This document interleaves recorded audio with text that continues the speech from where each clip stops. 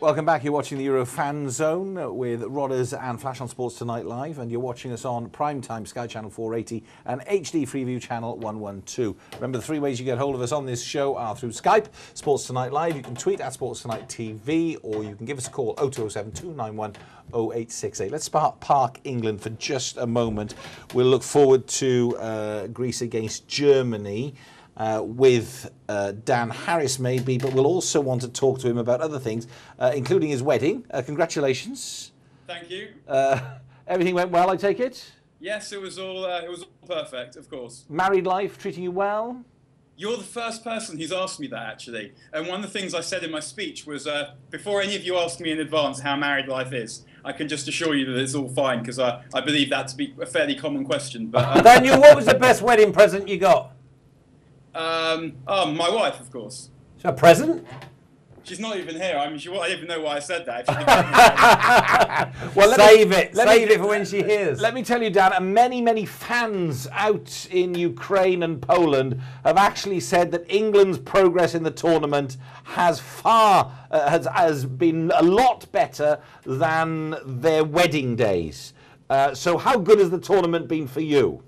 I've enjoyed it, actually, tonight, because I've been away. Tonight was the first game that I've watched in this country, and I must say I was sort of hankering for the Brazilian coverage, despite the fact that I don't speak a single word of Portuguese. No, but of course there would have been a big support for Portugal because of the language and because of a fantastic player like Cristiano Ronaldo. Where is he now in the world greats? Well, I think it's quite an interesting question, that, because there's so much debate about Messi versus Maradona and Ronaldo versus Messi.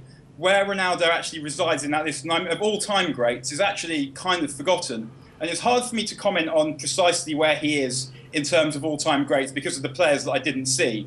But I would say, in terms of the players that I have seen, Ronaldo is, I would say, in third place after Messi and Maradona. But what's interesting about Ronaldo in particular, and I think what's unique about him, is this is the longest sustained run of incredible form that there's ever been in the history of football. In that, from after he came back from the World Cup in 2006, he was unstoppable from that moment for United. And he's been fit and brilliant absolutely ever since, which I think is 6 seasons now. I suppose it's the international success. Were Portugal to win this European Championship and were Ronaldo to shine yet again and have the golden boot, that would take him up a few more notches again. It might, but to me, it doesn't affect too much how brilliant he is, because he's played well sporadically for Portugal, but it's very difficult to do so when you're not in one of the best teams, really. And I mean, that's the thing that really marks Maradona out as the best player that I've ever seen, is that although he wasn't playing with idiots when he played for Argentina, they would have been nowhere near the same level of team without him, and that's the nearest I've seen to football being a one-man game. Okay, so I'm getting the gist of your thoughts that you don't think that Portugal are going to win. So then that tells me tomorrow night maybe your fancy are going to play Greece. I mean, I think Portugal could win it because there's no team that's so much significantly better than the others that you would have them as heavy favourites.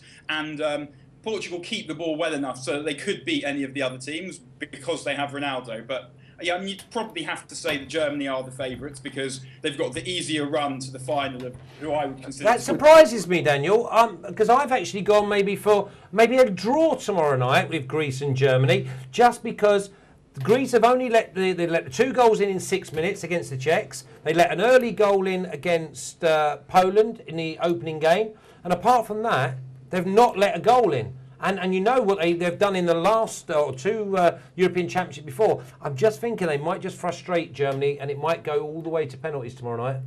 I mean, I wouldn't be surprised if it took Germany a while to score, but I don't think that defending deeply and defending well against Russia and against Poland is different to players of the calibre of Ozil and Schweinsteiger. And I would say particularly those two, because they're just such clever passers of the ball. And the Germans, they also have exceptional movement. So, I mean, Gomez, for example, though he's not a reliable finisher, the movement that he has is excellent, and I think that they might pull the Greeks about slightly more than the other teams in the group were able to. So, I mean, I'd be surprised, I think, if Germany didn't win probably with a goal in each half and win quite comfortably. Dan, lovely to see you. Thanks, as always, for your magnificent contribution, and next time we look forward to meeting Mrs. Harris as well. I will bring her with me. Dan, I'll see you soon, my lad. See you,